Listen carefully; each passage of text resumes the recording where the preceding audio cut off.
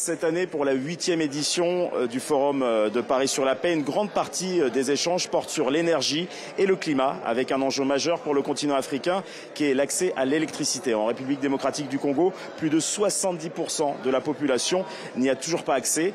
Sur place, la Global Energy Alliance for People and Planet accompagne les autorités congolaises pour développer le secteur hors réseau, c'est-à-dire de permettre d'amener l'électricité jusque dans les villages les plus isolés. Sa représentante est à côté de moi. Lisa Chaudou coordonne cette stratégie en travaillant à la fois avec l'État et le secteur privé. Objectif, accroître l'offre énergétique, stimuler la demande locale et créer un environnement favorable à l'investissement vert au moment où la transition énergétique du continent devient une question de souveraineté autant que de développement. Alors, Madame Chaudou, bonjour. Merci d'être avec nous sur TV5 Monde.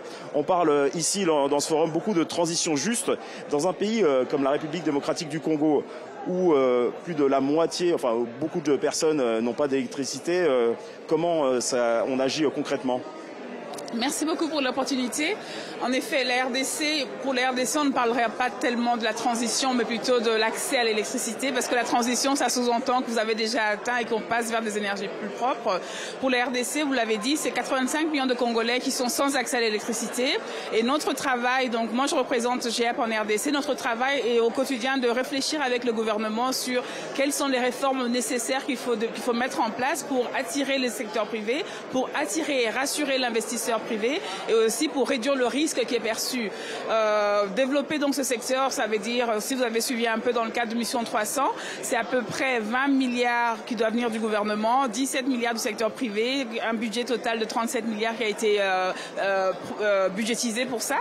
Et ça nécessite finalement d'avoir des conditions nécessaires pour accueillir cet investissement-là et pour rassurer. Donc on y travaille avec le gouvernement, réfléchir sur les mesures à mettre en place qui vont pouvoir renforcer l'écosystème en RDC et voir cette pulluler un peu partout des mini-réseaux qui vont faire partie du mix énergétique de la RDC. Alors vous travaillez à développer le secteur hors réseau. Quels résultats tangibles vous observez déjà sur le terrain ? Écoutez, ça fait quelques années que nous y sommes. Il était important, premièrement, il est toujours important, c'est un travail en cours, d'améliorer le cadre, les réformes, le cadre réglementaire, c'est important. Donc il y a beaucoup de travail que nous sommes en train de faire avec le gouvernement dans ce sens, qui rassure. Donc cet axe-là, je pense qu'il y a de progrès, mais beaucoup reste encore à faire, mais on y travaille. Du côté privé, la RDC aujourd'hui est sous le feu de projecteurs, comme vous là maintenant. Beaucoup de privés veulent venir, sont en RDC.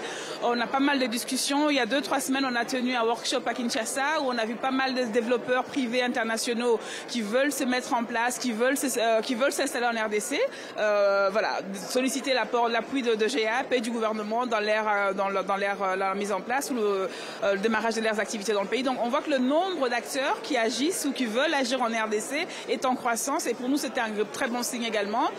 Du côté des bailleurs, une réflexion commune, une approche commune, donc l'alliance comme vous l'entendez, cette volonté-là de pouvoir réfléchir ensemble sur comment poser des actes de manière durable qui vont réellement permettre le développement de ce secteur est en cours également. C'est une nouveauté, je dirais, parce que initialement ou dans le passé, ce qu'on a souvent vu, c'est des modèles un peu travaillés par silos, cloisonnés. Et là, il y a une volonté des bailleurs, une volonté finalement de tous les acteurs de travailler dans une certaine synergie pour des résultats qui vont être beaucoup plus impactants et durables dans le temps. Donc ça, c'est en marche également.